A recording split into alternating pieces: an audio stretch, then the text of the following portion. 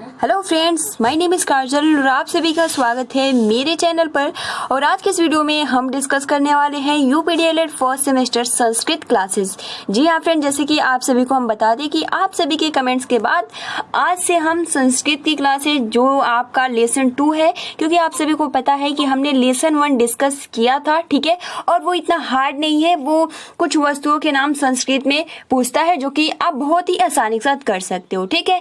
तो चलिए फ्रेंड्स, आज के इस वीडियो में हम जानेंगे संज्ञा क्या है, लिंग क्या है, इसके बारे में हम बहुत ही अच्छे से जो इस लेसन का नाम है वो है संज्ञा, लिंग व वचन का ज्ञान, जो कि बहुत ही महत्वपूर्ण है और इससे रिलेटेड आपके एग्जाम में प्रश्न पूछे जाते हैं। तो चलिए फ्रेंड्स, शुरू करते हैं। वीडियो को लाइक कर दीजिए और ज्यादा से ज्यादा अपने फ्रेंड्स मित्रों को शेयर कर दीजिए, ठीक है। तो चलिए सबसे पहले तो हम ये जानेंगे कि संज्ञा है क्या, ठीक है। संज्ञा है क्या, तो अगर हम सिंपल लैंग्वेज में कहें तो किसी प्राणी, वस्तु, स्थान, भाव का बोध होता है, उसे हम संज्ञा कहते हैं, ठीक है। इतना आपको क्लियर हो गया कि संज्ञा किसे कहते हैं। तो किसी प्राणी, वस्तु, स्थान, भाव का बोध होता है, उसे हम संज्ञा कहते हैं, ठीक है। अब इसमें प्राणी आ जाता है, वस्तु आ जाता है, स्थान आता है, भाव आता है, तो इसमें क्या आता है, ठीक है। तो देखिए, प्राणी के नाम में जैसे कि प्राणी आपका जिसमें प्राण होता है, ठीक है, उसे हम प्राणी कहते हैं, जिसमें महात्मा गांधी, ठीक है, अटल बिहारी वाजपेयी, गाय, बकरी, मतलब कि जितने भी व्यक्ति होते हैं तो वो आ जाता है। प्लस वस्तु में आपका मेज, कलम, किताब, कमीज, अलमारी, पंखा, साइकिल, ईटीसी। तो ये क्या है, वस्तु है। स्थान में दिल्ली, हरिद्वार, काशी, नैनीताल, ईटीसी। उसी प्रकार भाव में बुराई, बुढ़ापा, मिठास, क्रोध, घृणा, ईर्ष्या आदि। तो ये क्या है आपके, यानी संज्ञा की डिफिनेशन क्या होती है, तो किसी प्राणी, वस्तु, स्थान, भाव का बोध होता है, उसे हम संज्ञा कहते हैं। प्राणी में महात्मा गांधी, अटल बिहारी, और भी अदर एग्जाम्पल लिख सकते हो, जरूरी नहीं है कि हाँ ये लिखेंगे। वस्तु में मेज, कलम, अदर वस्तु, स्थान दिल्ली, हरिद्वार, आगरा, ये सब कुछ लिख सकते हो। भाव बुराई, बुढ़ापा, अच्छा, मीठा, खट्टा, सुंदर, ये सभी क्या है, भाव है। अब हम ये जानने का प्रयास करेंगे कि संज्ञा के भेद कौन कौन से होते हैं, ठीक है। तो देखिए फ्रेंड्स, संज्ञा के भेद यानी संज्ञा के जो भेद होते हैं, व्यक्तिवाचक संज्ञा, भाववाचक संज्ञा और जातिवाचक संज्ञा, ठीक है। एक समूहवाचक भी होता है, तो इसको संस्कृत में इसको नहीं पढ़ना है, ठीक है, सिर्फ 3 ही पढ़ना है। संज्ञा के भेद में आपको व्यक्तिवाचक संज्ञा क्या है, भाववाचक संज्ञा क्या है और जातिवाचक संज्ञा क्या है। अब चलिए फ्रेंड्स, हम इसके बारे में जानते हैं कि व्यक्तिवाचक संज्ञा क्या होता है, भाववाचक संज्ञा क्या होता है और जातिवाचक संज्ञा क्या होता है, ठीक है। तो व्यक्तिवाचक संज्ञा की जो परिभाषा होती है, जो शब्द किसी विशेष प्राणी, वस्तु अथवा स्थान का भाव का बोध लगते हैं, उसे हम व्यक्तिवाचक संज्ञा कहते हैं। जैसे कि सरदार पटेल, यानी जो शब्द किसी विशेष प्राणी, यानी कोई विशेष, जैसे कि आपका महात्मा गांधी, ठीक है, यानी जो शब्द किसी विशेष प्राणी, वस्तु अथवा स्थान का भाव का बोध होता है, उसे हम व्यक्तिवाचक संज्ञा कहते हैं। एग्जाम्पल के लिए आप सरदार पटेल लिख सकते हो, महात्मा गांधी लिख सकते हो, जवाहरलाल नेहरू लिख सकते हो, ठीक है। तो ये क्या है, विशेष प्राणी है। तो ये क्या आपका व्यक्तिवाचक संज्ञा का डिफिनेशन हो गया, ठीक है। आप सभी को बहुत ही आसानी से समझ में आ गया होगा। अब हम बात करेंगे जातिवाचक संज्ञा क्या है, ठीक है। जातिवाचक संज्ञा यानी जो शब्द किसी प्राणी, स्थान अथवा वस्तु की जाति अथवा समूह का बोध कराते हैं, उसे हम जातिवाचक संज्ञा कहते हैं, ठीक है। एक बार और रिपीट कर दे रही हूँ, जो शब्द किसी प्राणी, स्थान अथवा वस्तु की जाति अथवा समूह का बोध करते हैं, उसे हम जातिवाचक संज्ञा कहते हैं, ठीक है। जैसे पुरुष, तो पुरुष क्या है, पुरुष एक पूरे जाति का बोध कराता है कि हाँ ये पुरुष जाति का है। स्त्री, अगर स्त्री है तो वो पूरे एक स्त्री जात की बोध कराती है। लड़की जो है वो पूरी स्त्री जात का बोध कराती है, ठीक है। जानवर, तो जानवर पूरे जानवर जात का बोध कराते हैं। घर, ये तो ये क्या है, एक जाति का बोध कराता है। यानी जो शब्द किसी प्राणी, स्थान अथवा वस्तु की जाति अथवा समूह का बोध कराते हैं, उसे हम जातिवाचक संज्ञा कहते हैं। तो 2 पॉइंट्स क्लियर हो गया, व्यक्तिवाचक और जातिवाचक। अब हम बात करते हैं भाववाचक संज्ञा क्या होता है। तो भाववाचक संज्ञा यानी जो शब्द किसी भाव, गुण, दोष, स्वभाव आदि का बोध कराते हैं उसे हम भाववाचक संज्ञा कहते हैं। यानी ऐसा शब्द, ऐसा वर्ड जो किसी भाव, गुण, दोष, स्वभाव आदि का बोध कराते हैं उसे हम भाववाचक संज्ञा कहते हैं या फिर भाववाचक संज्ञा कहलाते हैं। जैसे बुढ़ापा, मिठास, ठीक है, ये सभी क्या है? एक भाव है, ठीक है। अच्छा, बुरा, सुंदर, सुशील, वो स्वभाव से ऐसा है, तो ये क्या है? भाव है एक, तो इसे हम भाववाचक संज्ञा कहते हैं। तो बस आप सभी को संज्ञा में बस यही याद करना है कि संज्ञा क्या है। तो किसी प्राणी, वस्तु, स्थान, भाव का बोध होता है उसे हम संज्ञा कहते हैं, ठीक है। संज्ञा के भेद व्यक्तिवाचक, भाववाचक, जातिवाचक। व्यक्तिवाचक क्या होता है? तो जो शब्द किसी विशेष प्राणी अथवा स्थान का भाव का बोध कराते हैं वे व्यक्तिवाचक संज्ञा कहलाते हैं। जातिवाचक जो शब्द किसी प्राणी, स्थान अथवा वस्तु की जाति अथवा समूह का बोध कराते हैं उसे हम जातिवाचक संज्ञा कहते हैं। भाववाचक जो शब्द किसी भाव, गुण, दोष, स्वभाव आदि का बोध कराते हैं उसे हम भाववाचक संज्ञा कहते हैं, ठीक है। तो ये आपका संज्ञा पूरा क्लियर हो गया। अब एग्जाम में इससे रिलेटेड प्रश्न जरूर आएगा और उसको आप आसानी के साथ कर सकते हो, ठीक है। अब हम बात करेंगे लिंग। दूसरा जो टॉपिक है वो है लिंग। लिंग किसे कहते हैं? तो जो लिंग की परिभाषा होती है वो ये कि स्त्री अथवा पुरुष जाति सूचक लिंग का बोध कराते हैं। जैसे बैलगाड़ी खींच रहा है, क्या है? ये पुरुष है। व्यक्ति, वस्तु अथवा स्थान के पुरुष अथवा स्त्री जाति का बोध कराने वाले शब्द को लिंग को प्रकट करते हैं। जैसे बैल, गाय, ठीक है, मैसूरी, नैनीताल। तो सिंपल अगर लिंग की परिभाषा यानी स्त्री अथवा पुरुष जाति का बोध कराते हैं उसे हम लिंग कहते हैं, ठीक है। देखिए लिंग का ज्ञान, जैसे कि माता पिता, चाचा चाची, भाई बहन इत्यादि वातावरण में व्यवहार ऐसे शब्द हैं जिनसे बालक परिचित होते हैं। लिंग का अर्थ यानी जानने का प्रयास करेंगे कि लिंग का अर्थ क्या होता है, ठीक है। तो संज्ञा या सर्वनाम के जिस रूप से किसी व्यक्ति अथवा किसी व्यक्ति, वस्तु तथा स्थान के स्त्री या पुरुषवाचक होने का बोध होता है उसे हम लिंग कहते हैं। जस्ट मैंने अभी बताया, तो आप बहुत ही आसानी के साथ लिख सकते हो कि संज्ञा हो या फिर सर्वनाम हो। संज्ञा में आपका नाम आ जाता है, सर्वनाम वह, वे, तुम, हम, ये क्या है? सर्वनाम है। यानी संज्ञा या सर्वनाम के जिस रूप से किसी व्यक्ति यानी कोई व्यक्ति है या फिर कोई वस्तु है या फिर कोई स्थान है या फिर कोई स्त्री है, उससे हमें ये पता चलता है कि कौन पुरुष है और कौन स्त्री है, इसे हम क्या कहते हैं? लिंग कहते हैं। जैसे पुल्लिंग में आपका बेटा, लड़का, गधा, उल्लू, भैंसा। स्त्रीलिंग में बेटी, लड़की, बकरी, भैंस, बहुत सारे आ जाते हैं, ठीक है। लिंग के भेद तो देखिए फ्रेंड्स, हिंदी में केवल 2 ही होते हैं, ठीक है, और संस्कृत भाषा में 3 लिंग होते हैं तथा 3 व्यवस्था, किंतु हिंदी भाषा में देखिए 2 लिंग, एक पुल्लिंग और दूसरा स्त्रीलिंग होता है। लेकिन जो आपका इसमें 3 जातियां होती है, ठीक है, जैसे कि आप देख सकते हो 3 मुख्य जातियां हैं, रूस, स्त्री, जड़। निम्न जातियों के आधार पर ही लिंग के 3 भेद किए जाते हैं, ठीक है, जिसमें आपका तो आप सभी को पता है कि जो संस्कृत में लिंग होते हैं 3 भेद होते हैं, जिसमें आपका पुल्लिंग, स्त्रीलिंग और नपुंसक लिंग आ जाते हैं। फ्रेंड्स, हमने ये इतने सारे पॉइंट्स क्लियर हो गए, ठीक है। अब हम ये जानने का प्रयास करेंगे कि पुल्लिंग क्या है, स्त्रीलिंग क्या है और नपुंसक लिंग क्या है। चलिए फ्रेंड्स शुरू करते हैं। तो पुल्लिंग की जो परिभाषा होती है कि जिन संज्ञा शब्दों से पुरुष के जाति का बोध होता है उसे हम पुल्लिंग कहते हैं। जैसे राजा, बालक, लड़का, etc, ठीक है। उसी प्रकार संस्कृत में देखिए पुल्लिंग। अब हम बात करेंगे कि संस्कृत में पुल्लिंग के प्रकार, जो कि बहुत ही महत्वपूर्ण है। तो संस्कृत में पुल्लिंग के जो प्रकार होते हैं वो 2 टाइप्स के होते हैं। एक तो अजंत पुल्लिंग और दूसरा है हलंत पुल्लिंग। तो अजंत पुल्लिंग किसे कहते हैं और हलंत पुल्लिंग किसे कहते हैं, इसके बारे में हम थोड़ी सी जानकारी ले लेते हैं, ठीक है।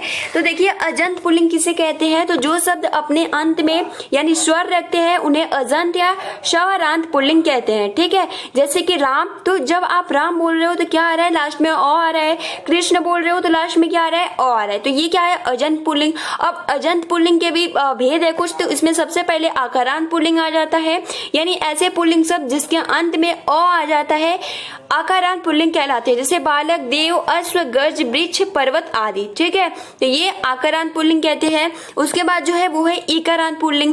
तो ईकारांत पुल्लिंग किसे कहते हैं, तो ऐसे पुल्लिंग शब्द जिसके अंत में ई आता है उसे हम ईकारांत पुल्लिंग कहते हैं, जैसे कवि हो गया, मुनि हो गया, निधि हो गया। उसी प्रकार उकारांत आता है, ऐसे पुल्लिंग शब्द जिसके अंत में ऊ आता है उसे हम उकारांत पुल्लिंग कहते हैं, जैसे गुरु, भानु, साधु, प्रभु, शिशु आदि। ठीक है, तो इससे रिलेटेड भी क्वेश्चन पूछता है कि इसमें एग्जाम्पल दे देगा गुरु, मुनि, ठीक है, देव, इसमें कौन सा पुल्लिंग है, ऑप्शन दे देगा। तो आप सभी को अगर पता रहेगा तो आप आसानी के साथ बता सकते हो। तो ये तो अभी अजंत पुल्लिंग था जिसमें आपका आकारांत, ईकारांत और उकारांत आ जाता था। ठीक है, आप सभी को बहुत ही अच्छे से जानकारी भी हो गया होगा।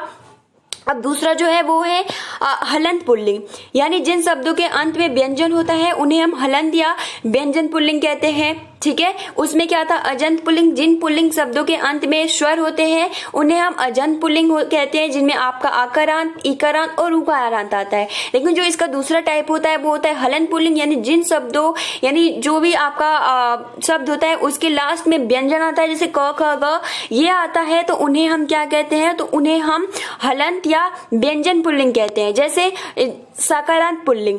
ठीक है, जैसे सकारांत पुल्लिंग, इसमें सबसे पहला पार्ट है, तो पुल्लिंग का बोध कराने वाले ऐसे शब्द जिनके अंत में स आता है वो सकारांत पुल्लिंग कहलाता है। यानी लास्ट में आप बस याद कर लीजिए सकारांत पुल्लिंग क्या होता है, तो जिसके लास्ट में स आता है, ठीक है, स, तो उसे हम क्या कहते हैं, पुल्लिंग कहलाता है, जैसे चंद्रमस, विदर्श। ठीक है, तो ये क्या है, आपके साकारांत पुल्लिंग है।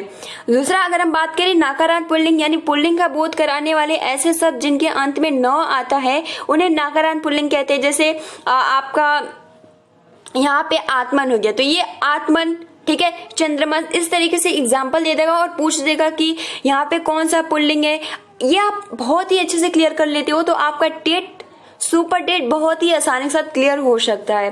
ठीक है फ्रेंड, तो नाकारांत क्या होता है कि जिन शब्दों के अंत में न आए उसे हम नाकारांत पुल्लिंग कहते हैं, जिन शब्दों के अंत में स आता है उन्हें हम साकारांत पुल्लिंग कहते हैं। ठीक है, जिसमें आपका एग्जाम्पल हो जाता है चंद्रमस, विदर्श। ठीक है, और नाकारांत में आपका आत्मन हो गया। इतना क्लियर हो गया। अब हम बात करते हैं आपका जो है स्त्रीलिंग। तो पुल्लिंग जो पार्ट है वो बहुत ही महत्वपूर्ण है, आप उसको अच्छे से क्लियर कर लीजिएगा। ठीक है, पुल्लिंग के 2 टाइप होते हैं, एक तो होता है आपका अजंत और दूसरा होता है हलंत। अजंत जो होता है उसमें 3 टाइप होते हैं, एक तो आकारांत होता है, एकारांत होता है, उकारांत होता है। उसी प्रकार हलंत जो होता है 2 टाइप होता है, एक तो शकारांत होता है और दूसरा नकारांत होता है। तो ये 2 टाइप बहुत ही अच्छे से आप सभी को क्लियर हो गया होगा। ठीक है, अब हम बात करते हैं स्त्रीलिंग, यानी स्त्रीलिंग की परिभाषा क्या होती है। तो संज्ञा के जिन शब्दों से स्त्री जाति का बोध होता है उन्हें स्त्रीलिंग कहते हैं। संस्कृत में स्त्रीलिंग के 2 रूप होते हैं, एक तो अजंत और दूसरा हलंत स्त्रीलिंग। जिस तरीके से पुल्लिंग में 2 भेद होते हैं, 2 रूप होते हैं, अजंत पुल्लिंग और हलंत पुल्लिंग, उसी प्रकार आपका स्त्रीलिंग में 2 रूप होते हैं, एक तो अजंत स्त्रीलिंग और दूसरा हलंत स्त्रीलिंग। इसके बारे में हम थोड़ा सा डिस्कस कर लेते हैं। तो देखिए, आपका अजंत स्त्रीलिंग में जो शब्द अपने अंत में स्वर रखते हैं उन्हें सेम वही प्रोसेस रहता है जिसमें आपका आकारांत स्त्रीलिंग आ जाता है। ठीक है, तो ऐसे स्त्रीलिंग का बोध कराने वाले शब्द जिनके अंत में अ आता है, ठीक है, उन्हें हम, देखिए फ्रेंड्स, आ आता है, अ नहीं आता है, आ आता है, यहाँ ये आप ध्यान रखिएगा। ऐसे स्त्रीलिंग का बोध कराने वाले शब्द जिनके अंत में आ आता है, ठीक है, आ आता है, उसे हम आकारांत स्त्रीलिंग कहते हैं। जैसे बाला, तो लास्ट में क्या आया, आ, बालिका, आ, कन्या, आ रहा है, उपचारिका, तो ये क्या है, आपके आकारांत स्त्रीलिंग है। तो यानी ऐसे स्त्रीलिंग का बोध कराने वाले शब्द जिनके अंत में आ आता है उसे हम आकारांत स्त्रीलिंग कहते हैं, बाला, बालिका, कन्या, अपचारिका।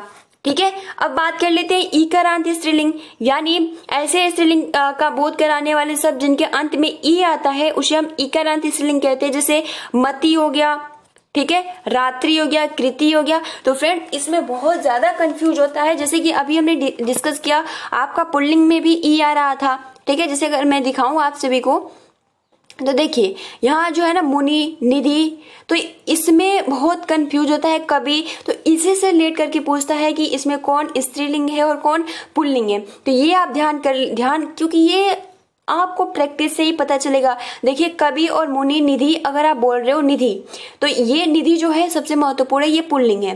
ठीक है, तो आप इसको अच्छे से याद करिएगा। कवि हो गया, मुनि, जिसे उच्चारण करने पे ये पता चलता है कि हाँ पुल्लिंग जाति का बोध होता है, तो वो आपका इकारांत पुल्लिंग हो जाता है, उकारांत पुल्लिंग। तो ये बहुत ही महत्वपूर्ण है, इसको अच्छे से क्लियर करना होगा। ठीक है, तो इकारांत स्त्रीलिंग में आपका ऐसा स्त्रीलिंग का बोध कराने वाले शब्द जिनके अंत में ई आता है उसे इकारांत स्त्रीलिंग कहते हैं। जैसे कि आपका मति हो गया, तो जब आप मति को बोलते हो तो लास्ट में देखिए मति ई आ रहा है, लेकिन अगर उसकी भी बात करें पुल्लिंग तो उसमें भी ई आ रहा था, लेकिन अगर हम दोनों में कवि मति, तो देख सकते हो कवि यानी कवि क्या है, पुल्लिंग है। और उसी प्रकार अगर हम मति बोले तो मति क्या लग रहा है, स्त्रीलिंग। रात्रि अगर आप बोलोगे तो क्या लग रहा है, स्त्रीलिंग। कृति, तो ये इकारांत स्त्रीलिंग हो जाते हैं। उसी प्रकार से इकारांत स्त्रीलिंग यानी बड़ी ई, तो जैसे ऐसे स्त्रीलिंग का बोध कराने वाले सब जिनके अंत में बड़ी ई आता है उन्हें हम इकारांत स्त्रीलिंग, जैसे नदी, नारी, घी, ये क्या है, स्त्रीलिंग शब्द है। ठीक है, उसी प्रकार उकारांत स्त्रीलिंग ऐसे स्त्रीलिंग का बोध कराने वाले शब्द जिनके अंत में ऊ आता है, उकारांत, जैसे कि आपका धेनु हो गया, रेणु हो गया। ठीक है, तो ये क्या है, उकारांत स्त्रीलिंग है। उसके बाद बड़ा ऊ यानी उकारांत स्त्रीलिंग ऐसा स्त्रीलिंग का बोध कराने वाले शब्द जिनके अंत में ऊ आता है वह उकारांत स्त्रीलिंग कहलाते हैं। जैसे कि आपका बधू। ठीक है, बधू यानी बड़ा ऊ का मात्रा होता है तो वो आपका स्त्रीलिंग होता है।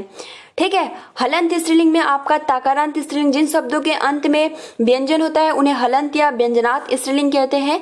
ठीक है, जैसे कि आपका हलंत अगर रहेगा तो आप बहुत ही आसानी से बता सकते हो कि ये स्त्रीलिंग है। ठीक है, यानी हलंत स्त्रीलिंग है। तो सरित हो गया, विद्युत हो गया। ठीक है, तो हलंत से आप बहुत ही आसानी से पहचान सकते हो।